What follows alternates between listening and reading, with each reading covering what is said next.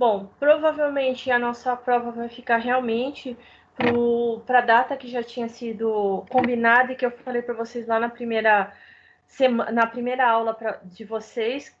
Se não me engano, é na primeira semana de junho, tá? Outra coisa que me perguntaram, não foi dessa turma, deixando bem claro, sobre o feriado dessa semana, que eu nem estava sabendo. Ontem o pessoal, 2 horas da manhã, me perguntando, não foi dessa turma, mas o pessoal já estava me perguntando, não sei realmente se vai ter ou não, o que vai acontecer, não sei. A única coisa que eu acho que realmente vai acontecer é que as provas realmente ficarão para a primeira semana de junho. Então, vocês se preparem, porque é bem provável que a prova continue na mesma data. Tá certo?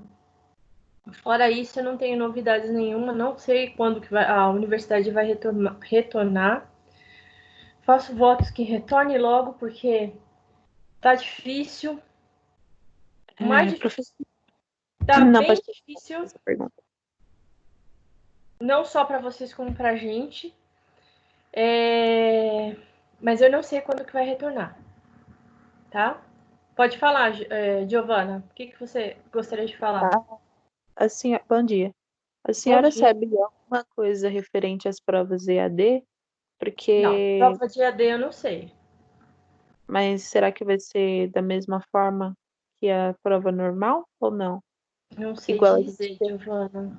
Não sei mesmo. Essa informação eu vou ficar te devendo. Quando a Jaqueline fala para nós, ela só fala as informações referentes às nossas disciplinas, né? Ela não fala referente às demais. E recentemente nós não tivemos nenhuma reunião, então eu não sei lhe informar. Seria interessante ou o representante ou o vice-representante perguntar, porque eu realmente não sei. Tá bom, obrigada. Tá bom? De nada. E mesmo Na essa reunião. informação que eu dei para vocês referente às provas, eu calculo que seja mantida a data anterior. Por quê? Porque até mesmo a prova, a avaliação que nós tivemos aí faz algumas semanas, essa data foi uma data que já tinha sido lançada no início do semestre. Então, eu creio que vai manter o mesmo padrão, né? Numa reunião que ela fez com os alunos, ela falou que a prova, essas provas interativas, das matérias interativas que a gente tem, ia ser na primeira semana de junho também. Mas essas provas iriam ser presenciais, mas agora eu não sei mais. Então, presenciais, porque é a prova. Quando nós temos provas que são, se eu não me engano, como é que é o nome? Igual aquela que eu dei de bioética para vocês, DIB, que a gente fala. Isso, Normalmente quem faz a segunda prova não somos nós, é a instituição. Por isso que ela falou, mas se realmente não retornar, talvez mude, né, as diretrizes. Eu não sei exatamente, mas ela é não que falou essa, nada. essa matéria pro agente não tem duas provas, é só uma prova só, que acontece agora. Entendi, é somente uma prova, entendi. Então, como vocês têm um tutor, né, virtual dessas disciplinas, e como nós não somos tutores, então a gente não fica sabendo, né? Mas provavelmente eu creio que essa semana a Jaqueline venha liberar algum tipo de informação, para que vocês já se preparem, a respeito dessas provas aí interativas. Quantas disciplinas vocês têm interativas? Como? Desculpe. 3. 3, são bastantes. Bastante. Não sei informar. Também não sei informar referente ao feriado aí que eu fiquei sabendo ontem, às 2 horas da manhã, através de um aluno, me cobrando, perguntando e perguntando se adiar, não sei o quê, enchendo, falando um monte, que, sabe, às vezes dá vontade de mandar catar coquinho. Bom, não sei. Vou começar a aula porque eu creio que eu acho que praticamente todos já estão aí, tudo bem? Vamos lá. Deixa eu compartilhar o meu PowerPoint.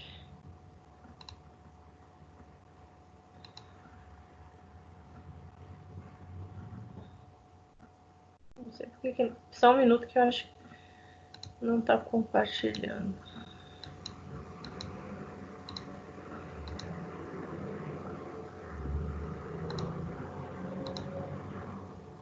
Agora está compartilhando.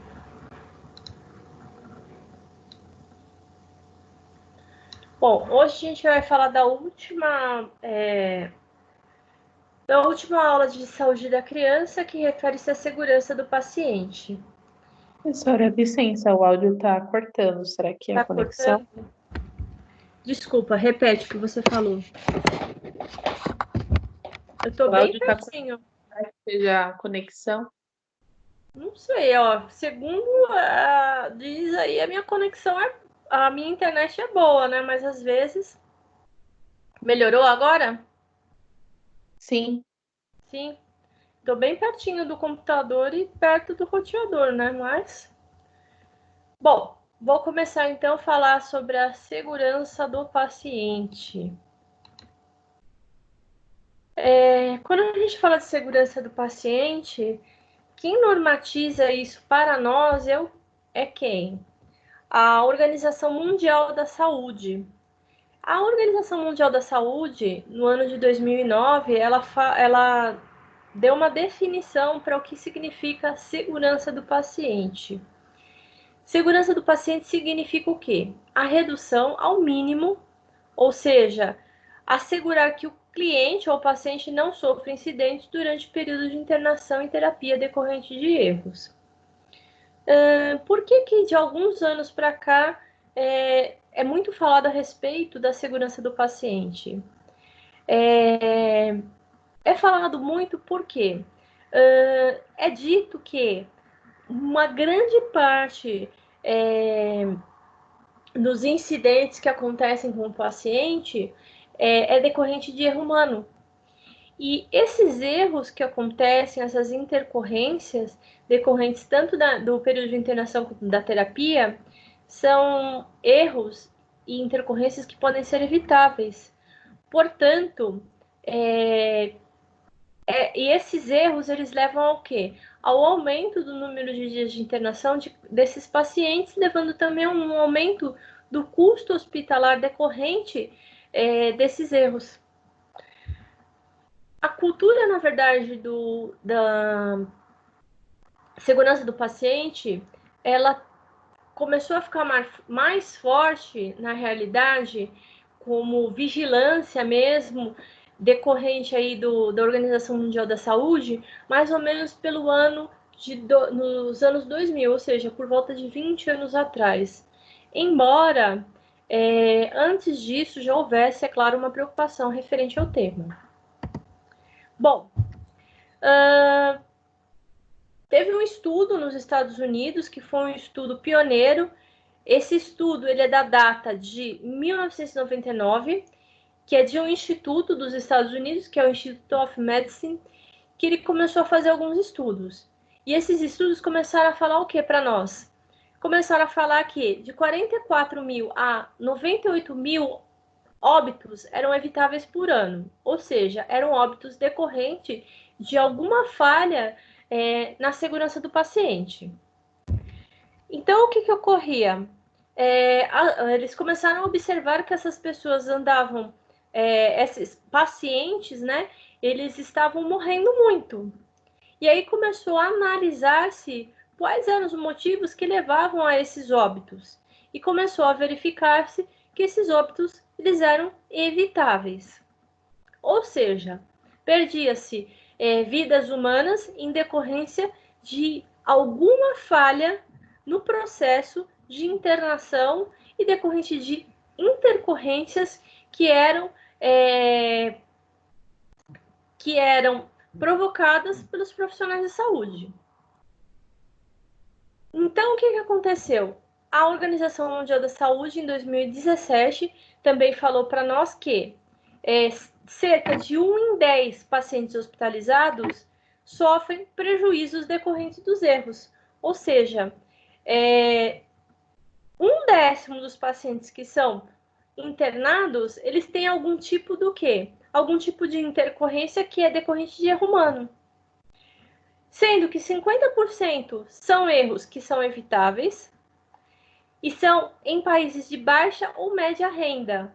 E esses erros evitáveis chegam a 83%, ou seja, cerca de 3/4 dos erros, eles são evitáveis.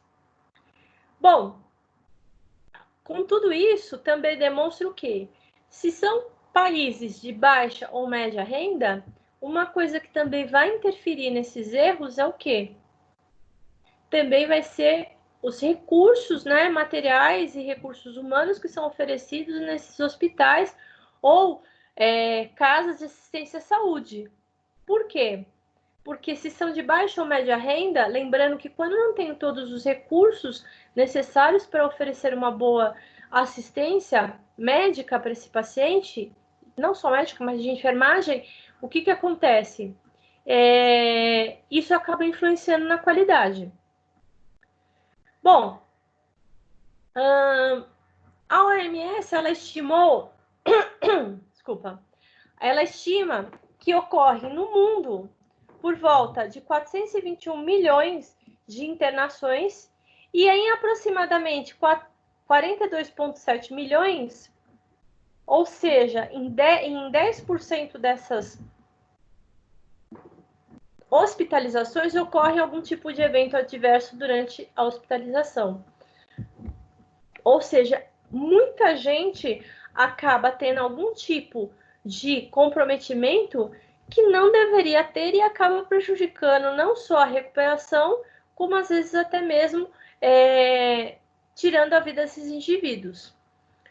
Antes de começar a aula, eu estava até lendo uma reportagem na internet falando de um enfermeiro no Amapá que havia denunciado que num determinado hospital de campanha não havia recursos, por exemplo, como sedação, não havia respiradores para todos os pacientes, e esses pacientes acabavam falecendo em decorrência da assistência que não era prestada adequadamente.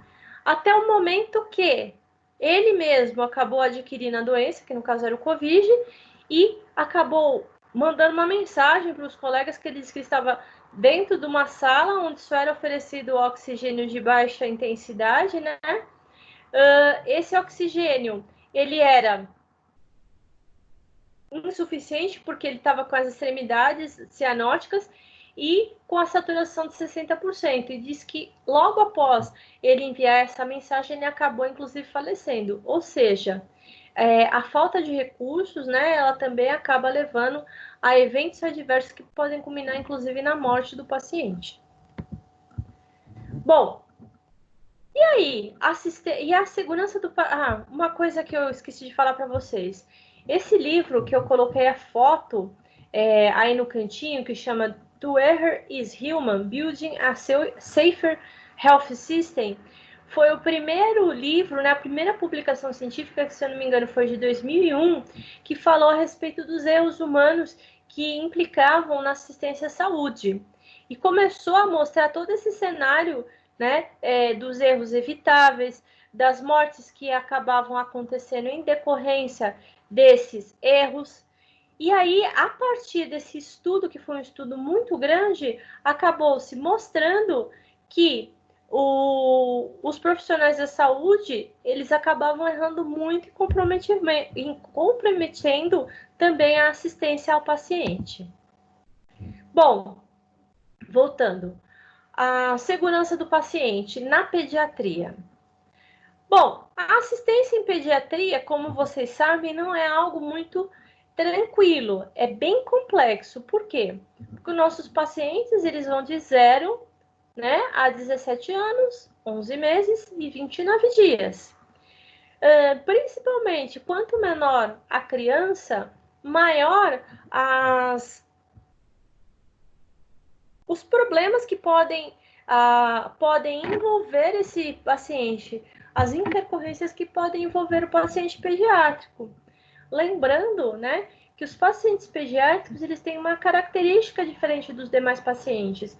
São pacientes que são de diversas faixas etárias distintas e características distintas conforme a sua faixa etária.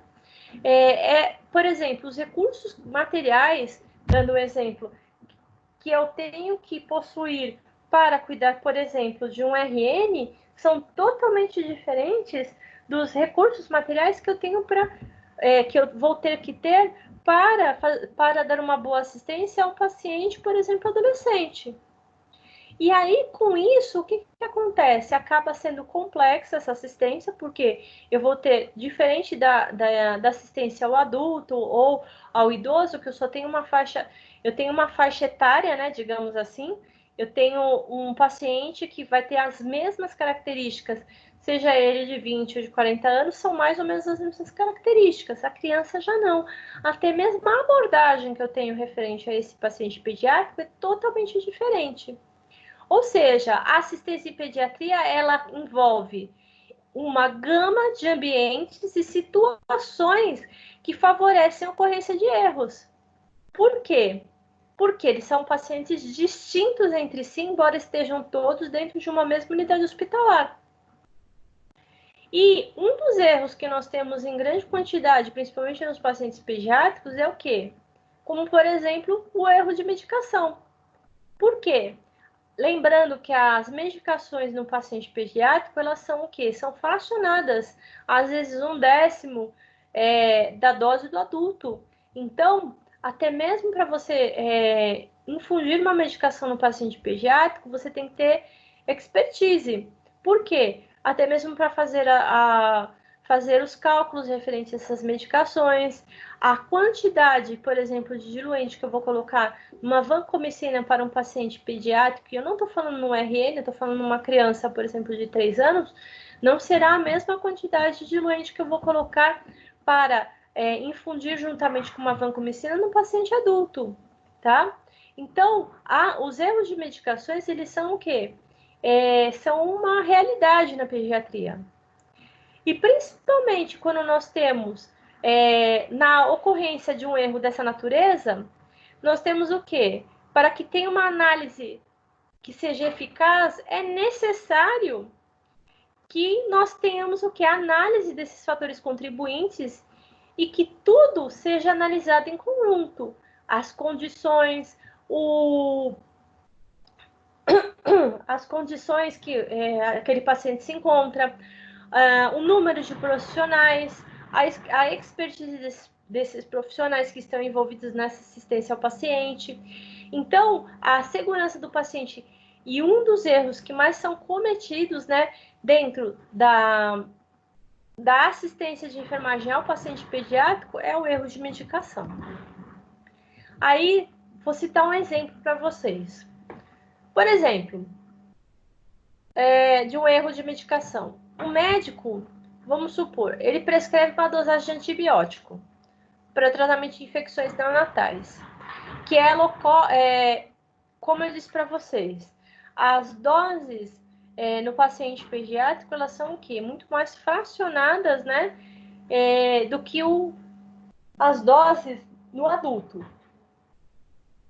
Por quê? Na pediatria, as doses de medicação, elas são calculadas em decorrência do quilo de peso da criança, tá? Então, a dose, por exemplo, de uma vancomicina, não vou dar o exemplo da vancomicina, não. Eu vou dar um exemplo do Rocefin. A dose do Rocefin na criança é 100 mg quilo peso dia. Ou seja, se a criança tem 2 quilos, ela vai receber de Rocefin durante um dia inteiro 200 miligramas. Geralmente, o Rocefin é feito uma vez ao dia ou 2 vezes ao dia, ou seja, ela vai receber ou 100 miligramas a cada 12 horas ou 200 miligramas uma vez ao dia. E vamos supor que essa dose estava muito acima do peso da criança. Bom, o erro ele começou por quê? Pelo médico, tá? Que acabou por prescrever uma dose que era inadequada para essa criança. O que acontece? Depois disso, essa prescrição ela passa para onde? Ela passa pela farmácia, né? Alguns locais ela passa até primeiro pelo enfermeiro, que vai mandar essa receita para a farmácia. E, por último, ela vai passar por quem? Pelo técnico de enfermagem que vai administrar essa medicação, ou então, dependendo da gravidade dessa criança, pelo próprio enfermeiro que vai acabar fazendo essa medicação. Com tudo isso, o que acabou acontecendo? Houveram várias oportunidades para evitar esse erro. Por quê? Passou pela mão do farmacêutico, passou pela mão do enfermeiro e finalmente veio para a mão do técnico ou de um outro enfermeiro. E dessa forma, o que aconteceu? A análise tem que ser ampla. Obviamente que o ato de prescrever a medicação não é nosso, é de quem? Do profissional médico.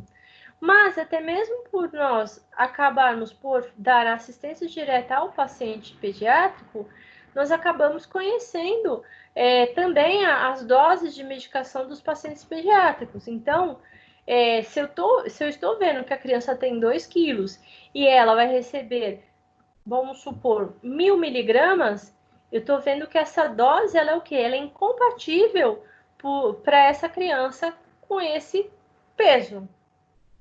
Ou seja, houveram várias oportunidades aí para evitar esse erro. Ou seja, nós temos que ter aí um foco, a análise tem que ser ampla, com foco aí na solução e não no problema, para adquirir o quê? Melhores práticas e por meio do aprendizado adquirido. Muitas vezes o que acontece quando nós temos, por exemplo, a administração de uma medicação, por exemplo, o que ocorre? Ocorre que nós temos o quê? Vários protocolos que podem ser seguidos, né? E que acabam por barrar esse erro. Então, todos, vamos supor, um protocolo que é muito difundido dentro das unidades, não somente pediátricas, como também adultos, é o quê? Protocolos como, por exemplo, a dupla checagem, ou seja, eu vou realizar uma medicação e eu vou pedir para uma de vocês realizar essa checagem daquela medicação. Isso é algo que nós fazemos principalmente nas medicações que são de alto risco, como, por exemplo, medicações que podem ter uma alta toxicidade no paciente. Exemplo, eletrólitos. Que consiste, por exemplo, no acompanhamento desde a preparação da instalação da medicação, que é feita por 2 profissionais, e também no momento em que nós estamos preparando a medicação, eu peço para o outro profissional de enfermagem checar essa medicação juntamente comigo para verificar a quantia a ser administrada nesse paciente, tá? E aí, esses dois profissionais, eles fazem o quê? Eles assinam juntamente para demonstrar que passou pela mão de 2 profissionais tentando aí barrar um eventual erro, tá? Então, é feita por 2 profissionais, um realizando, né? O outro checando se está tudo correto de acordo com a prescrição médica e com o protocolo hospitalar, tá?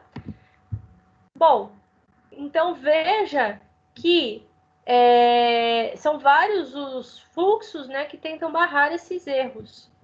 Só um minutinho, gente.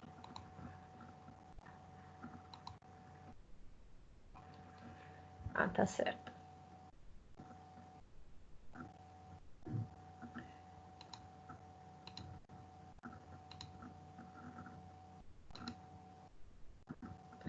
Alguém já ouviu falar na Joint Commission on Accreditation of Healthcare Organizations? Já. Já? Já. Então, na tentativa, né, de barrar esses erros, né, começou-se a difundir ao longo aí dos anos o quê? Iniciativas que visassem o quê? A melhoria dessa assistência de enfermagem. Então, começou a ser empregados políticas públicas de segurança do paciente. Essas políticas públicas de segurança do paciente, elas começaram a ser difundidas no meio do século passado. E a primeira comissão aí de acreditação foi a Joint Commission, que surgiu lá nos Estados Unidos. Essa iniciativa ela tinha como foco que a melhoria da qualidade da assistência de saúde, tá? Aqui no Brasil, é lógico que ela surgiu muitos e muitos anos depois, né? No Brasil, aqui ela é conhecida como acreditação hospitalar, que ela é uma organização que padroniza e avalia os processos de qualidade. Então, o que esses processos aí de acreditação eles fazem? Eles tentam barrar esses erros através do quê? De protocolos, né? Que é empregado nessas empresas hospitalares com o objetivo de aumentar a segurança do paciente e evitar esses erros e, com isso, também ter o poupar, né, dinheiro e também diminuir o tempo de internação hospitalar, assim como melhorar a qualidade de assistência prestada ao paciente. Bom, aqui no Brasil, essa iniciativa da acreditação hospitalar, ela começou quando? Ela começou em 1999, em alguns hospitais, né? Se não me engano, um dos primeiros hospitais que começaram com essa acreditação hospitalar, se não me engano, foi o Albert Einstein. As duas empresas que mais realizam a acreditação hospitalar aqui no Brasil é a Joint Commission, como eu falei, e a ONA, que é a Acreditação Nacional, Organização Nacional de Acreditação, tá? Então, elas são as duas acreditações que começaram aqui no Brasil. Outras políticas públicas de saúde que surgiram em decorrência disso foram até mesmo políticas que foram criadas pelo nosso conselho de classe, no caso do Corém, que em 2010 ele lançou uma cartilha que era intitulada Os 10 Passos para a Segurança do Paciente. E somente em 2013 que o Ministério da Saúde ele publicou uma portaria, que foi a 529, falando, onde ele instituiu o Programa Nacional de Segurança do Paciente. Eu acho que eu tenho esse livrinho, depois eu mando para vocês. Se vocês olharem nesse livro, que eu eventualmente vou mandar para vocês depois, esse livro, inclusive, ele foi escrito por enfermeiras pediátricas, tá? Embora ele seja um livro para a segurança do paciente no geral, quem escreveu, se eu não me engano, foi a Aline, e as coautoras foram a professora Mavilde, a professora Angélica e a professora Maria de Jesus Arada, tá? Então, foram o pessoal aqui da pediatria da Unifesp que escreveu esse livro.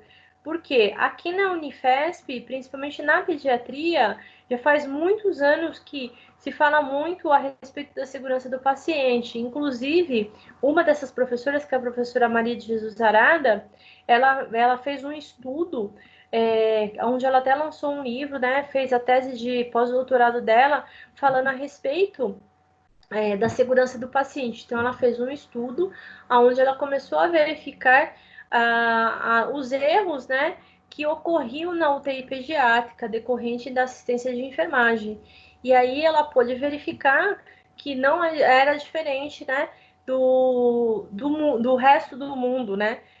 Os erros eles aconteciam em grande quantidade, sim, e também ela pôde verificar também que isso também é referente à falta de recursos que havia no hospital também. Bom, falando um pouco ainda das políticas públicas de segurança do paciente, embora eu esteja falando na pediatria, que é algo que é muito importante, por quê? principalmente para os nossos pacientes terem as características dos nossos pacientes pediátricos, eles são características distintas de todos os outros grupos etários, né? Então, a segurança no paciente, principalmente quando se refere à realização das medicações desses pacientes, é muito importante. Por isso que a gente fala muito de segurança no paciente na pediatria. Embora isso não seja somente da pediatria, em todas as faixas etárias, tanto no adulto, quanto no idoso, quanto na saúde da mulher, na saúde coletiva. Então, é empregado em todos os âmbitos hospitalares. Bom, mas ainda falando sobre a segurança do paciente, como eu falei para vocês, é algo relativamente novo, principalmente no âmbito nacional. Como eu falei para vocês, nós temos algumas empresas, né, que são certificadoras da qualidade dessa assistência prestada ao paciente. Essas certificadoras, elas fazem o quê? Elas ajudam a melhorar essa qualidade da assistência e com essa melhora na qualidade vai refletir na segurança do paciente. Aqui no Brasil, a mais conhecida de todas é a Organização Nacional de Acreditação. E como que ocorre essa acreditação? Então, vamos supor, eu sou a diretora de um hospital e eu quero que essa assistência de enfermagem, né? Eu sou a diretora de enfermagem, eu quero que essa assistência de enfermagem seja melhorada no meu hospital. Então, o que eu faço? Eu vou contactar uma dessas organizações, né? Que referem-se aí à acreditação hospitalar, pode ser a Joint Commission, pode ser a Organização Nacional de Acreditação. Ela vai me dar vários protocolos que eu vou ter que seguir e ela vai me dar um prazo. Vamos supor, até, sei lá, de hoje até daqui a um ano, você tem que implantar todos esses protocolos e daqui a um ano nós vamos realizar, por exemplo, uma visita institucional, que é nessa empresa, né? Nesse hospital que eu quero que seja acreditado.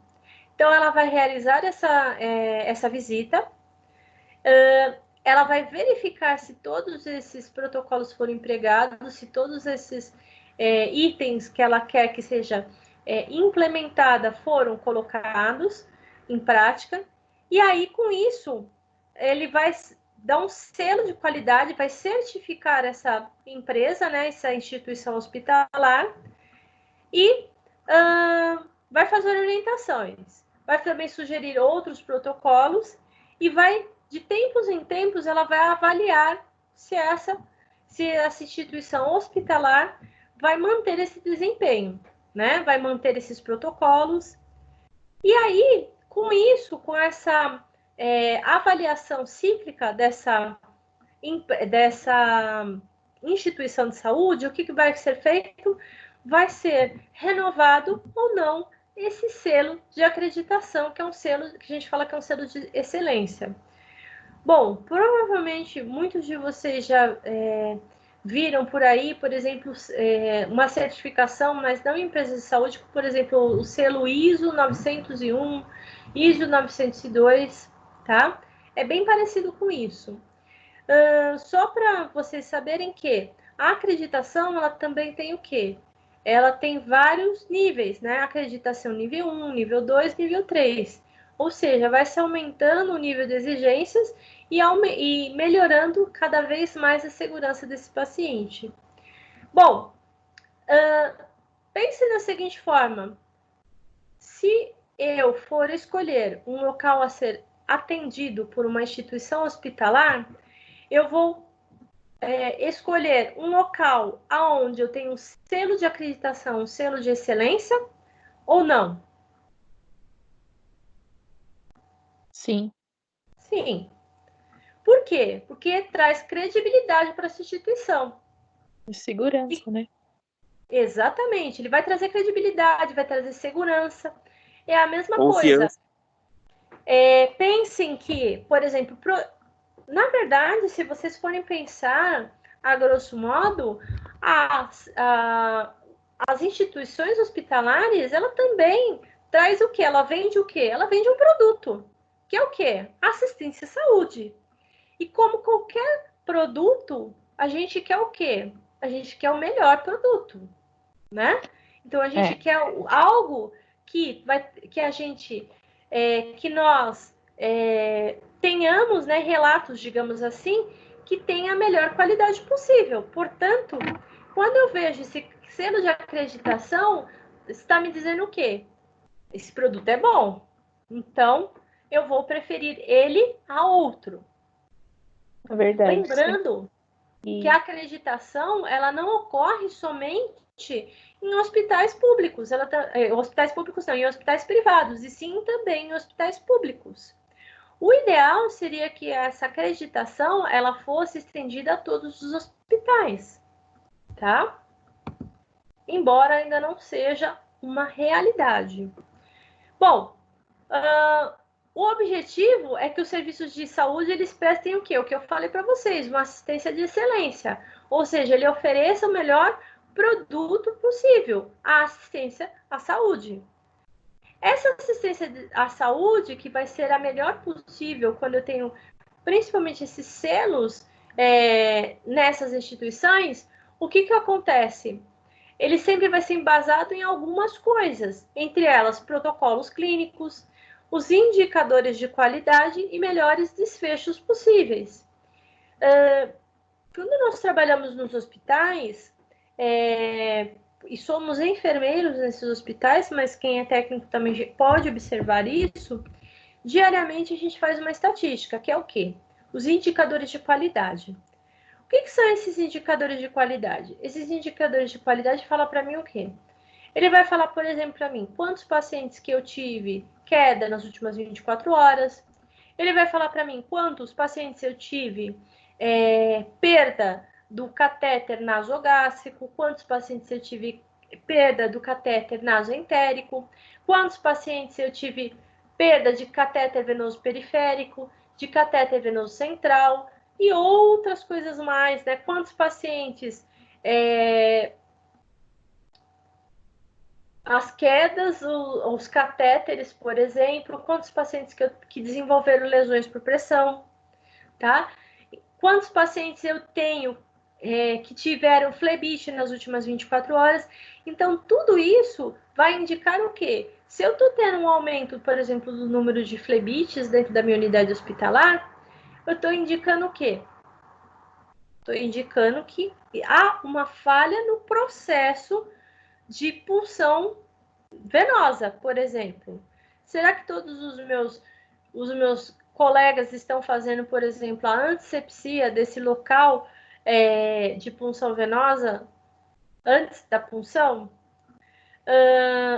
Outra coisa, as infecções também, infecção em catéter urinário, infecção hematogênica, tá? Então, será que eu estou tendo alguma falha no processo? Então, esses números, os indicadores de qualidade é nada mais, nada menos do que o quê? Transformar essa minha assistência em números, para que eu possa detectar, através desses números, aonde está tendo falha no processo. Por quê? Às vezes é o quê? Falta de treinamento, falta de recurso. Então, você começa a avaliar o processo como um todo para poder ter uma melhora nesse indicador de qualidade, tá? Por que eu estou falando isso? Por exemplo, quando eu trabalhei aqui no Hospital São Paulo, teve uma época que nós tínhamos um determinado catéter venoso periférico que nós começamos a observar que o nosso índice de flebite começou a aumentar muito. Foi verificado o processo em si e não tinha nada de errado. A partir do momento que aquele catéter foi retirado, né, acabou-se ou foi retirado da unidade hospitalar, o índice de flebite diminuiu consideravelmente. Então, a flebite foi atribuída ao quê? À utilização daquele catéter, por exemplo. Então, para vocês verem que a qualidade, né, da assistência não somente ela depende de nós, e também dos insumos que nos são oferecidos para realização dessa assistência de enfermagem. Bom, a triste realidade nossa é que apenas 5% dos serviços de saúde do Brasil possuem esse selo de qualidade. Sendo que a maioria desses 5% estão aonde? No estado de São Paulo. E ainda fazendo um adendo, e a maioria desses 5%, além de estar no estado de São Paulo, estão na cidade de São Paulo. Embora nós saibamos que a certificação não é a solução única, ela não é milagrosa, tá? E também é preciso que desenvolver uma cultura de qualidade nos serviços. Por quê? Para que realmente haja uma preocupação verdadeira com a melhora contínua da qualidade. E não só com o objetivo de alcançar essas metas para se manter essa certificação. E sim para que realmente todos os envolvidos no processo sejam preocupados em melhora nessa assistência de enfermagem ao paciente. Bom, uma das coisas que a gente fala muito quando a gente comenta a respeito da certificação é o quê? A instituição, né, e a importância dos protocolos clínicos e dos procedimentos operacionais padrão, tá? Quando eu falo para vocês, por exemplo, dos procedimentos operacionais padrão, são o quê? São aqueles protocolos, né? São procedimentos aonde eu desenvolvo uma receita do bolo. Ou seja, ele faz uma padronização da assistência. Ou seja, todos nós vamos realizar aquele procedimento da forma que a empresa nos orienta. Por exemplo, todos nós aqui trabalhamos numa enfermaria de pediatria. E lá existe um POP, né, um procedimento operacional padrão, referente a, por exemplo, realização de curativo de catéter venoso central. Ou seja, não importa se sou eu, se é a Giovana, se é a Ilka, se é a Paula, não importa quem. Todos nós vamos realizar como é que se diz? O curativo, né? Da inserção do catéter venoso central da mesma forma. Ou seja, se dentro desse POP está descrito que a realização desse curativo deve ser feita com a cobertura transparente, né? Onde foi antecedida pela higienização com o soro fisiológico, posterior aplicação de clorexidine alcoólico, por exemplo, na região da inserção, todos nós vamos realizar dessa forma, certo? Vamos supor que ainda no meu POP fala o seguinte: o primeiro curativo da inserção do catéter venoso central deverá ser realizado com gaze, né? Deverá ser coberta por gaze e fita hipoalergênica, devido à possibilidade de sangramento local nas primeiras 24 horas. Ou seja, nenhuma de nós pode realizar diferente daquilo. Por quê? É uma padronização daquele procedimento. Nesse caso específico, o enfermeiro, ele desenvolve o quê? Um papel que é super importante nessa organização dos POPs. Geralmente, quem realiza essa organização dos POPs é quem? Principalmente relacionado aos procedimentos de enfermagem. É o enfermeiro. Não só nos POPs, como nos protocolos clínicos, tá? Cada um deles, né, tanto os POP quanto os protocolos clínicos, eles são realizados como? De acordo com a realidade de cada um dos serviços de saúde. Ou seja, não adianta eu padronizar o meu procedimento operacional padrão com o produto antisséptico a ser colocado na inserção do meu catéter, da inserção do catéter venoso central. Não adianta colocar que vai ser um clorexidine alcoólico, sendo que a nossa instituição não disponibiliza isso, só disponibiliza, por exemplo, PVPI, que é o iodo, né? Iodo do povidine, tá? Então, cada instituição vai ter uma realidade diferente.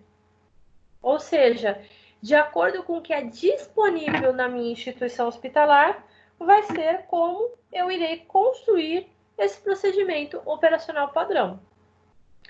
Ou seja, a equipe ela deve elaborar, participar da elaboração, ou seja, os enfermeiros deverão participar dessa elaboração. Por quê?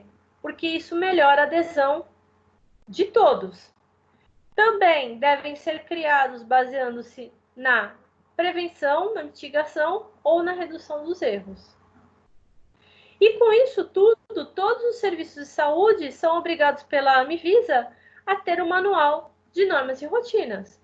Ou seja, independente se, por exemplo, é aqui o Hospital São Paulo, se é o Hospital Santa Cruz, independente do hospital que seja, é necessário que se tenha um manual de normas e rotinas, tá? E de alguns anos para cá, esse manual de normas e rotinas tem sido substituído por um manual que é dos procedimentos operacionais padrão, tá? Pessoal, eu sei que são 9h03, mas a gente pode dar uma pausa de 10 minutos? Só para eu tomar água? Beleza. Tá? São 9h03, Tá bom, então 9h13. A gente retorna, tá bom? Então, beijos. Até daqui a pouquinho. Nossa, minha garganta tá super seca.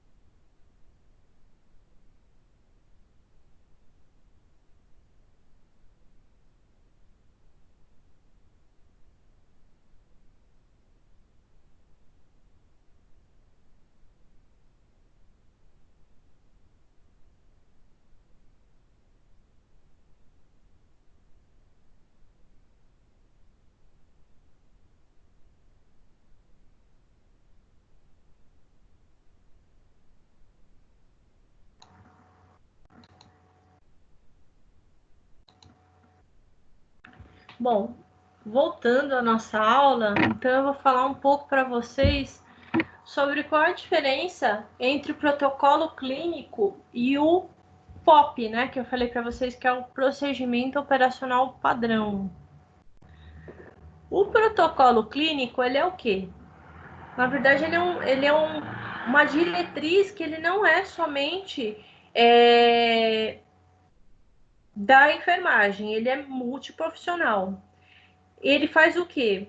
Ele fala para você como conduzir uma situação ou uma patologia, como por exemplo, como conduzir um caso de asma. Então ele vai falar para vocês, por exemplo, paciente chega para nós dentro de um pronto-socorro com falta de ar. O que vai fazer? Se, por exemplo, se a saturação de O2 for, por exemplo, menor que 90, o que vai ser feito com esse paciente? Sala de emergência. Paciente com saturação maior que 90, vamos supor. Máscara de Venturi a X%. Além disso, por exemplo, funcionar um catéter venoso periférico, um acesso venoso periférico de grande calibre para infusão, por exemplo, de sulfato de magnésio. Então, ele fala para você exatamente como você deve conduzir aquela situação. Só que ele se refere não somente à enfermagem, como os profissionais médicos, até mesmo os profissionais de fisioterapia e assim por diante, tá? Em cada situação específica.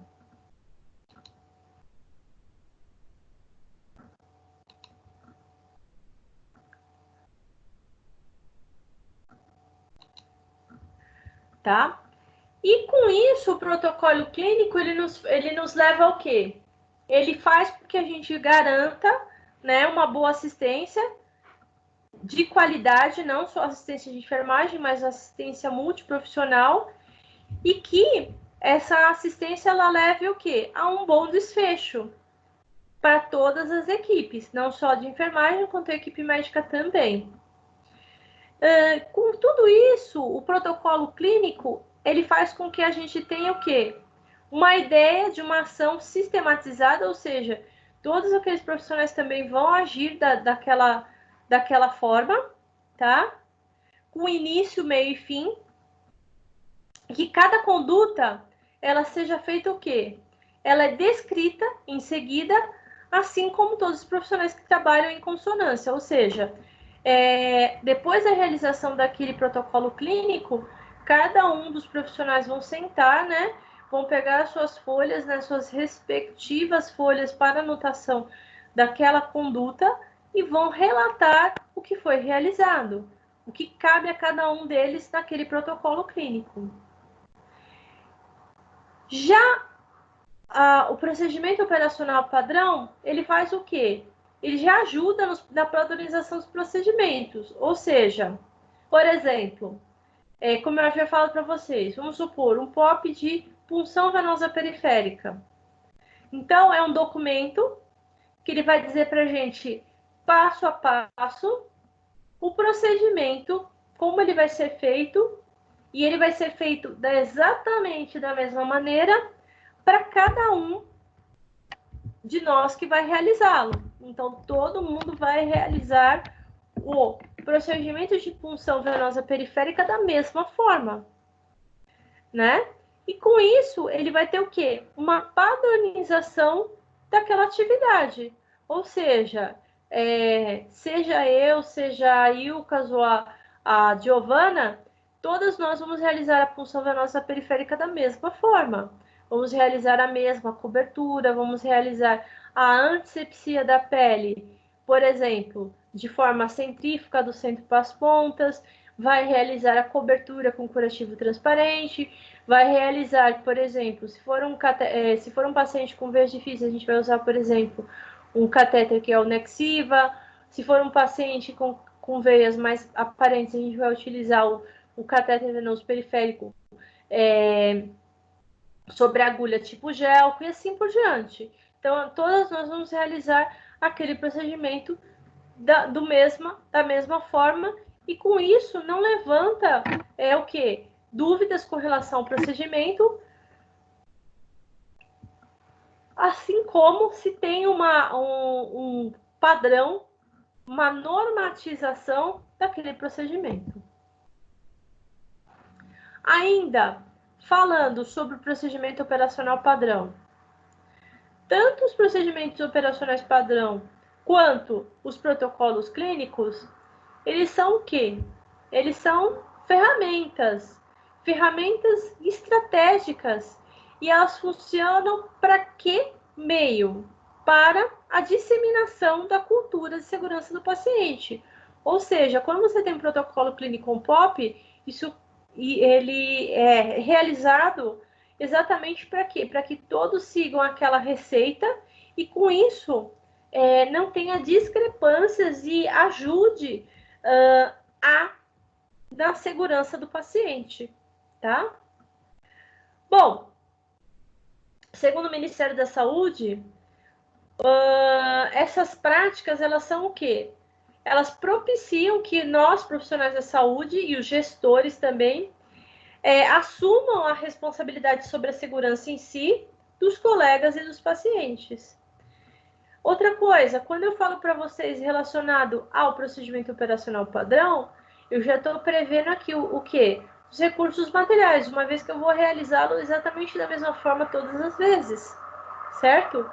Ou seja, eu também vou contribuir para que a meta financeira não ultrapasse a segurança, né? Por quê?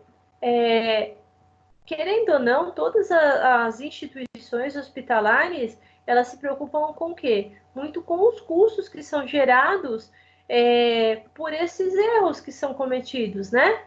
Então, o que acontece?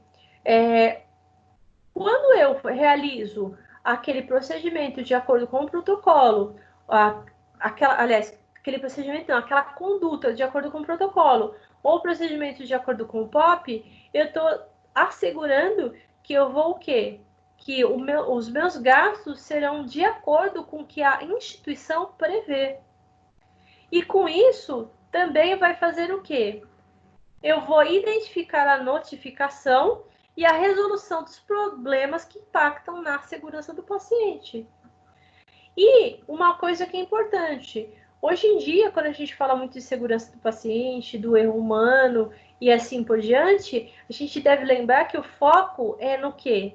Educativo, na aprendizagem, não na cultura do quê? Da punição. Então, quando ocorre algo que está discrepante, que está fora desse padrão, que pode eventualmente conduzir aquele enfermeiro, técnico, auxiliar a um erro, eu vou levar o quê? Esse indivíduo a ser treinado novamente com o objetivo exatamente do quê? De poder fazer com que ele tenha um aprendizado relacionado àquela situação específica.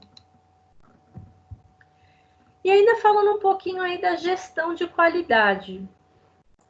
Bom, o que significa isso? Bom, gestão de qualidade significa o monitoramento de todos os processos existentes no serviço, bem como o controle da diminuição dos riscos. Ou seja, quando eu estou fazendo a gestão de qualidade, eu estou visando principalmente a diminuição dos riscos inerentes às práticas de saúde. Por que isso ocorre? Porque nos serviços de saúde, a gente tem que assegurar que não haja ameaça à segurança do paciente. E lembrando que a segurança do paciente é o quê? Uma das dimensões estruturais para se alcançar a qualidade da assistência de enfermagem. Então, quando eu falo para vocês de segurança do paciente, eu estou falando que isso está intimamente ligado à qualidade que eu vou prestar de assistência a esse paciente. E quando nós falamos também de gestão de qualidade, o nosso único objetivo é o quê? Além de garantir a qualidade, é garantir que haja, que tudo que vai ocorrer durante a assistência com o paciente tem o quê? O melhor desfecho possível para esse paciente. desde o momento que eu recebo ele dentro, por exemplo, do pronto-socorro, do pronto-atendimento, até o momento que eu vou conduzir esse paciente à alta. E com isso, eu vou garantir que ele não sofra danos e que a assistência que foi prestada a esse paciente seja a melhor possível, né? Lembrando que existem eventos adversos que nós podemos que são até mesmo esperados para o paciente, mas é importante que eu minimize esses riscos ao máximo, para que esse paciente ele possa ter o menor tempo de internação possível dentro da instituição hospitalar e a recuperação o mais rápido possível. E, de preferência, né, o que a gente sempre trabalha é para que essa assistência seja ótima, de tal forma que esse paciente ele vá para cá, ele volte para casa totalmente recuperado, né? Não com uma alta melhorada. Bom, ainda falando sobre a gestão de qualidade, lembra que eu comentei para vocês lá no início da aula que existiam algumas coisas que nós fazíamos que nos demonstravam que existia uma qualidade da assistência. E que eram o quê? Os indicadores de qualidade. Os indicadores de qualidade, eles eram o quê? Transformar a qualidade, né, dessa assistência de enfermagem em números, que eu possa o quê? Mensurar essa qualidade através desses indicadores, ou seja, desses números que servem para mostrar uma realidade ou um cenário. Ou seja, vamos supor, eu tenho um indicador de infecção. São dados que vai fornecer lá a informação do número de tipos de infecção prevalente em uma unidade ou instituição. Se eu estou tendo um número de infecção, um número de pacientes com um aumento de infecção, por exemplo, flebite, isso vai o quê? Embasar os planos de ação e vai permitir o quê? Verificar a evolução após a implantação dessas estratégias, se foi efetivo ou não, e refinar os processos. Ou seja, eu verifiquei aqui naquela unidade hospitalar, o número de flebite, ela aumentou consideravelmente. O que eu vou fazer? Eu verifiquei que esse número aumentou. Eu transformei esses indicadores em quê? Números. Esses números me indicaram aumento. Esses números vão fazer com que eu tenha uma estratégia, por exemplo, melhorar aí a educação continuar, educação permanente desses funcionários que ali estão. Ou seja, eu vou submeter novamente esses indivíduos, né, a um novo treinamento com o objetivo do quê? De educá-los e para ver se teve alguma falha nesse processo. E com isso eu consigo melhorar esses indicadores. Depois que eu realizei esse treinamento, eu fiz o quê? Eu vou avaliar. Houve melhora ou não dessas flebites? Vamos supor, não houve. Então, eu vou ter que traçar uma nova estratégia para para ter a diminuição dessa flebite, por exemplo, tá? Então, os indicadores é nada mais nada menos de transformar em números o quê? Essa qualidade que eu estou prestando para o paciente.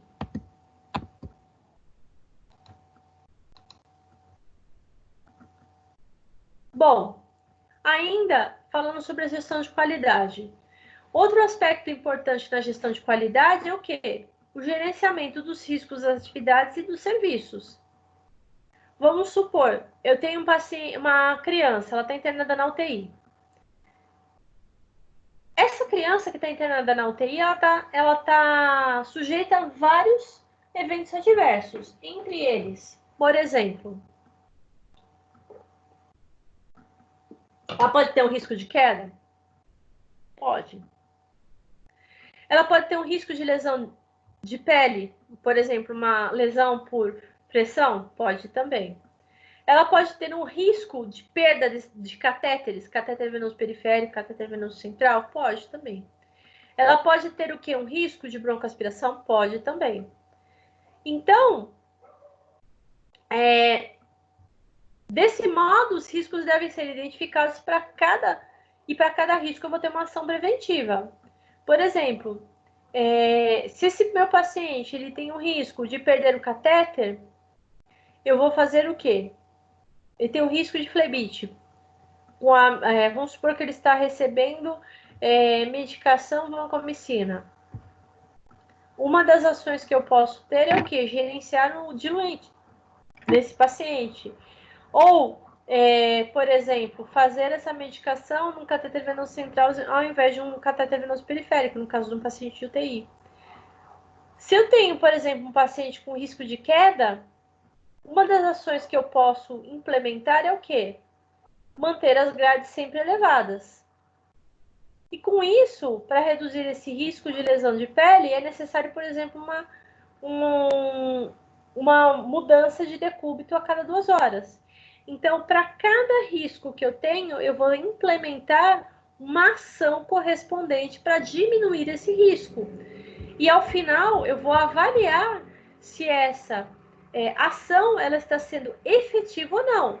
Caso ela não seja efetiva, o que eu irei fazer? Eu vou implementar outra ação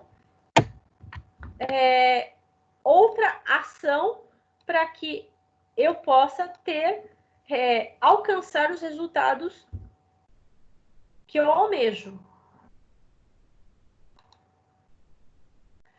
Falando um pouquinho aí da linha de cuidados. O que é linha de cuidados? Bom, quando a gente fala de linha de cuidados, essa linha de cuidado ela vai estabelecer o quê? Uma estratégia lógica de fluxos, no qual o paciente é um elemento estruturante, ou seja, ele é elemento central. Quando nós falamos de instituições, tudo na instituição ele tem que ser organizado de forma para facilitar o melhor atendimento. Por exemplo, vocês já pensaram por que na maioria dos hospitais nós temos o banco de sangue perto do centro cirúrgico, por exemplo? Por que será que perto, por exemplo, de UTIs eu tenho sempre uma farmácia satélite? Por quê? Porque eu também tenho que pensar que aquelas unidades hospitalares, por exemplo, ou serviços de assistência de saúde, eles vão ter também o quê? Eles vão ter também serviços de apoio ao paciente. Então, é pensar, por exemplo, em que caminho que essa criança vai fazer na instituição. Ela chega por onde, por exemplo? Ela chega pelo pronto atendimento ou pelo pronto socorro infantil? Por exemplo, o local onde fica o PSI fica próximo da UTI pediátrica e dos serviços de apoio? Será que isso é importante? Sim. Até mesmo para você facilitar a assistência e também diminuir o tempo de resposta desse paciente. Um outro aspecto que é importante falar é o quê? Por exemplo, os protocolos clínicos. Vamos supor que uma criança ela chega dentro de um pronto-socorro infantil com uma suspeita de TCE. E ela vai entrar no protocolo de TCE. O que é primeiro feito com essa criança? Ela é avaliada pelo médico. A partir daí, da avaliação do médico, ela vai ser encaminhada para onde? Por exemplo, para o setor de tomografia. Então, esse setor de tomografia, será que não é importante que ele esteja, por exemplo, no mesmo andar do PSI, do PS geral? Por quê? Porque eu vou diminuir esse tempo de resposta do paciente e vou fazer com que essa assistência ela seja o quê? Mais rápida. E ainda, depois da realização dessa tomografia, em seguida, essa criança é avaliada, por exemplo, no neurologista, que vai sugerir, por exemplo, uma internação na UTI pediátrica. Ou seja, a linha de cuidado dos protocolos, eles estão o quê? Estão ligados, intimamente ligados. Tudo isso ocorre para melhorar o fluxo desse protocolo clínico. E com isso vai melhorar também a execução desses protocolos e diminuir o tempo de resposta do paciente. E quando eu falo para vocês a transferência de cuidados, o que quer dizer isso? Vamos supor que essa mesma criança é de TCE, o que acontece? Essa criança ela é encaminhada. Em cada setor que a criança é encaminhada, o que acontece é o quê? Ele precisa, ele necessita que haja uma transmissão registrada das informações. Ou seja, em cada setor que ela passa, eu preciso fazer a anotação dos cuidados que foram realizados com esse paciente. E essa transmissão ela é registrada das informações para garantir a continuidade desses cuidados. Isso chama-se o quê? Transição de cuidado, dos cuidados. Normalmente essa transição do cuidado ela é realizada de que forma? Por meio de um impresso com todas as informações, e quem vai receber também registra nas novas condutas que foram realizadas ou alterações da mesma. Com isso, o que acontece? Pode ser também por um sistema de informações. Por exemplo, tem vários hospitais onde nós fazemos os registros, né, das ações que nós queremos anotar através do quê? De um registro eletrônico.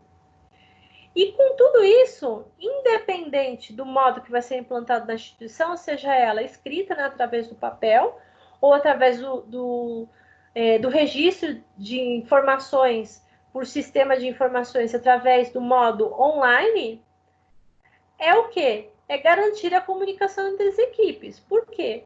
A gente sempre fala que o cuidado, ele é o quê? Um cuidado contínuo, porém, ele ocorre a transferência desses cuidados de um profissional para o outro, né? Então, é garantir a comunicação entre as equipes e que todas as informações que são importantes, elas têm que ser registradas na transição do cuidado. Ou seja, nós, enfermeiros, técnicos auxiliares, a gente sempre tem que lembrar que somos aquilo que anotamos. Às vezes, o que acontece? Nós realizamos inúmeros cuidados daquele paciente e muitas vezes anotamos muito pouco daquilo que fazemos. Às vezes, demonstrando até mesmo que nós não fazemos tanto pelo nosso paciente. E isso é importante, mesmo porque, lembrando que se houver um processo jurídico envolvido, o que vai acontecer? Tudo que eu escrevi, seja ele no prontuário eletrônico ou no prontuário impresso, ele vai o quê? Me ajudar, né? Ele vai nos ajudar a provar, por exemplo, que aquele cuidado foi realizado e que a assistência foi dada da melhor forma possível. E outra coisa que é importante é o processo de enfermagem que vocês já aprenderam. Ou seja, outro fator que é essencial para alinhar essa transição de cuidados é o processo de enfermagem. Lembrando que a sistematização da assistência de enfermagem é um processo contínuo, ele é interligado entre as suas fases e ele vai ocorrer aonde? Em todas as unidades onde esse paciente estiver internado. Ou seja, todas as unidades hospitalares, elas vão decorrer do quê?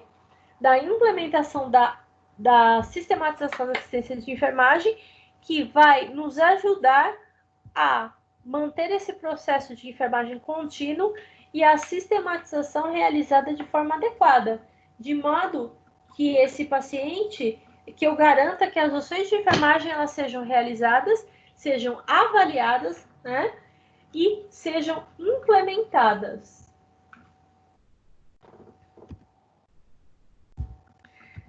Só para lembrar, quais são as 5 fases da sistematização da assistência de enfermagem? O histórico de enfermagem, ou seja, a investigação, o diagnóstico de enfermagem, o planejamento da assistência de enfermagem, tá? Através do planejamento dos cuidados, a prescrição de enfermagem, que é a implementação, e a evolução de enfermagem, que é a avaliação de todo o processo que foi realizado nesse paciente. E ainda a gente vai ter alguns termos que são associados à segurança do paciente, quando nós falamos da segurança do paciente, que é a segurança do paciente, que é reduzir os riscos de danos desnecessários relacionados ao cuidado em saúde, o dano, que é o comprometimento da estrutura ou função do organismo, ou seja, doenças, lesão, sofrimento, óbito, incapacidade física, social ou psicológica, o risco, que é a probabilidade de um incidente ocorrer, o incidente, que é o evento que pode resultar ou resulta em um dano desnecessário ao paciente, e a circunstância notificável, que é o quê? O incidente com potencial de dano. Tem ainda um termo em inglês que é o near miss, que é o incidente que não atingiu o paciente, ou seja, ele ficou perto de acontecer ao paciente. O incidente ainda sem lesão. Lembra daquela prescrição que eu comentei com vocês, que o médico fez a prescrição onde tinha uma dosagem maior de medicação? Vamos supor que eu detectei essa dosagem maior de medicação antes de realizar essa medicação no paciente. Então, eu fiz o near miss primeiro. Por quê? O incidente ele ocorreu, mas ele não atingiu o paciente. E o incidente sem lesão, o incidente atingiu o paciente. No caso, eu fiz a medicação, mas não aconteceu nada com o paciente.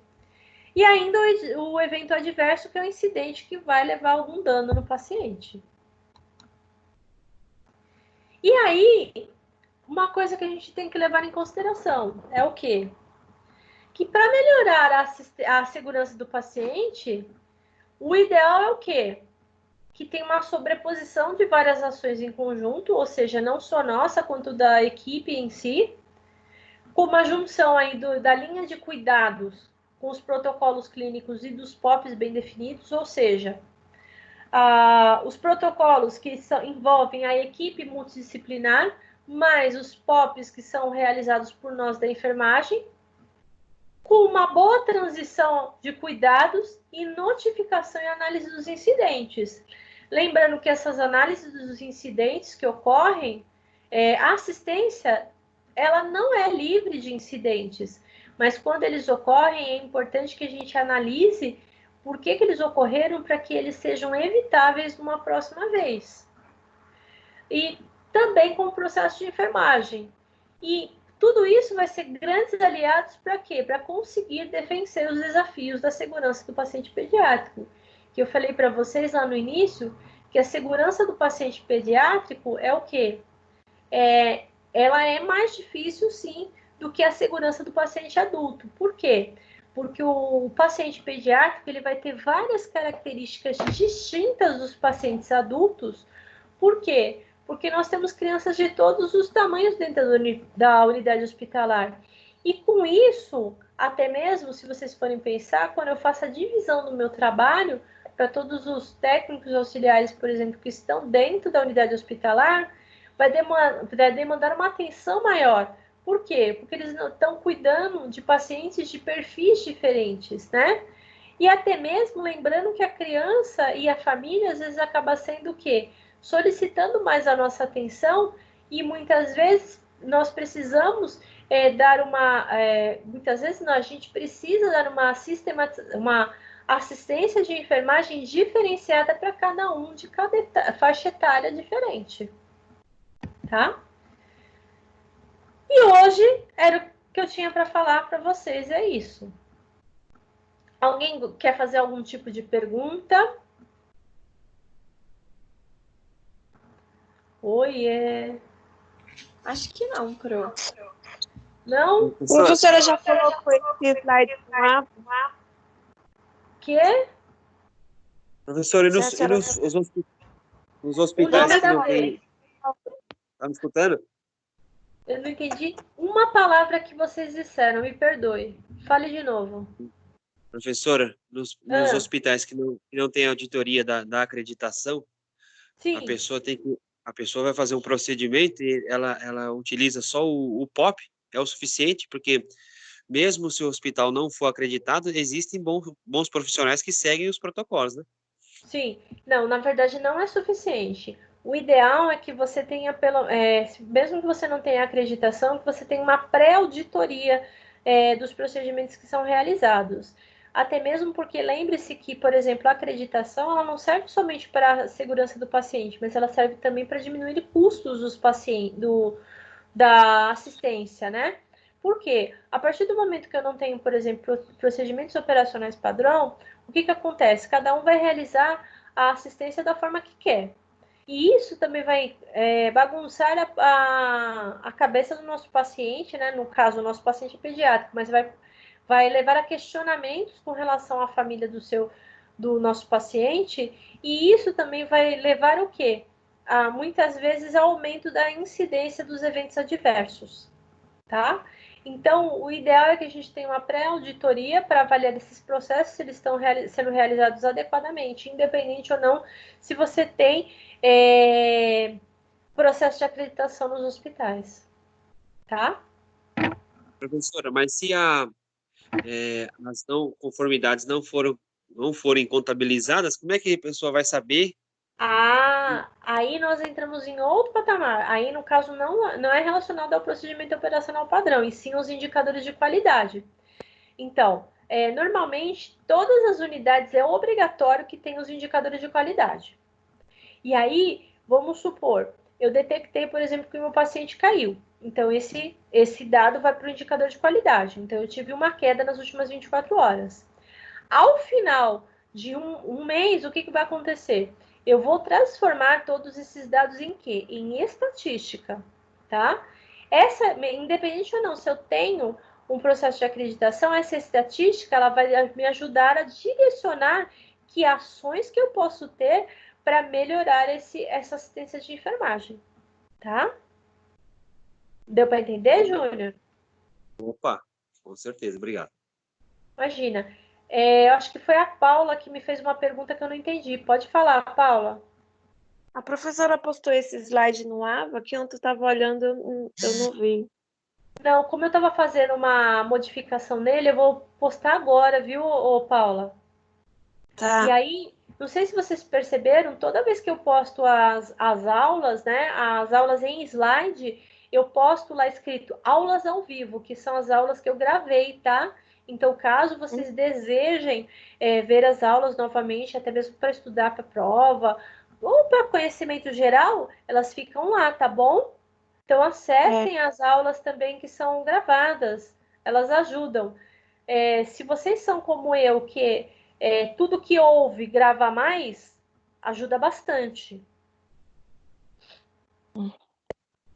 Mais alguma pergunta? Professor, o trabalho que vai ser apresentado por nós, qual dos dois, professor? Porque eu fiquei na dúvida, vai ser o do brinquedo ou o outro lá que a gente fez? Os dois. Os dois? Os dois. Tá bom. Na Obrigado. próxima semana, nós vamos falar a respeito desses trabalhos, né? Que hoje é a nossa última aula. Não é feriado, professora? Na próxima semana? Falaram que vai ser 6 dias de feriado. Então, mas pelo que eu entendi, não pega terça-feira. Falaram que é da terça a domingo. Não sei se é verdade, o povo fala demais. Paula, essa informação veio para mim ontem às 2 da manhã, de modo que eu já estava meio sonolenta. E veio de um modo meio conflitoso, né? Então, eu não sei exatamente. Hoje de manhã, antes da aula, eu estava olhando na internet e, pelo que eu entendi, esse feriado ele vai ser quarta, quinta, sexta é ponto facultativo, e aí foi isso que eu entendi. Mas aí a gente vai... óbvio que, se eventualmente na terça-feira for decretado um feriado, obviamente que a gente não vai apresentar, né? Mas, se não for decretado feriado, a gente apresenta. Não criemos pânico. O importante é que esses trabalhos eles venham depois para mim, né? Aliás, um deles já veio e o outro venha também. Então, caso seja feriado, nós não vamos apresentar. Se for feriado, a gente não vai apresentar. Se não for, a gente vai apresentar normalmente. Então, vamos esperar e ver o que acontece. Professora, a senhora já participou de auditoria? Já participei de pré-auditoria no hospital, lá no Instituto da Criança. Cada dia, uma enfermeira ficava na pré-auditoria dos prontuários. Então, para a senhora participar de uma Joint Commission ou de uma ONA, a senhora tem que fazer uma especialização? A senhora ser enfermeira auditora? Precisa. Para a auditoria em si, é necessário que haja uma especialização, né? Por quê? Porque aí você começa também a aprender a respeito dos materiais, dos processos, principalmente dos processos clínicos, né? Do protocolo clínico, dos POPs. começa a entender como analisar esses processos, né? É necessária uma especialização, sim. E, gente, é chato fazer auditoria. Como é chato? Na minha Só sei que opinião. no hospital nos hospitais que eu trabalhei, quando falava assim, semana que vem a acreditação vai vir aí, todo mundo pulava que nem pipoca. Lá, Exatamente assim. Por quê? Ninguém quer ter o seu hospital, digamos assim, que seja retirado esse selo de acreditação. Todo mundo quer mantê-lo, né? Então, as pessoas acabam, no momento onde você tem essa renovação da acreditação, as pessoas acabam também dando um pouco mais de atenção. E não deveria ser assim, né? A atenção teria que ser contínua, tá? Professora, a enfermeira que trabalha na auditoria, ela trabalha fora e dentro do hospital diariamente? Sim, Tipo, fazendo visita, fazendo auditoria e também no hospital? Porque lá no hospital, eu não sei se é a mesma auditoria, tem uma sim, vaga, né, para enfermeiro auditor.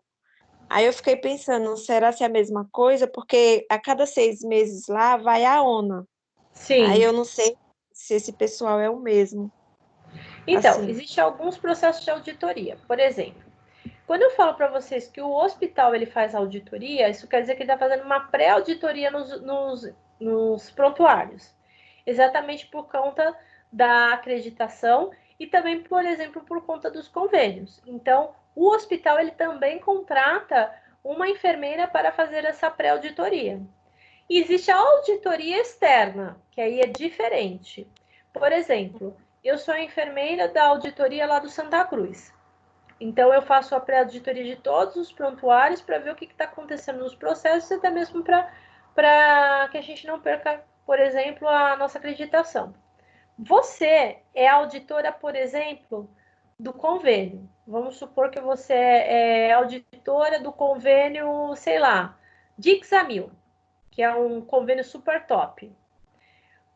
Para que você faz auditoria? Exatamente para ver qual os problemas nos processos, né, que estão ocorrendo, para que você não pague para mim aquilo que eu estou cobrando. Então existe essa auditoria também, que é a auditoria externa, que são próprias dos convênios, tá? Mais entendi. alguma pergunta?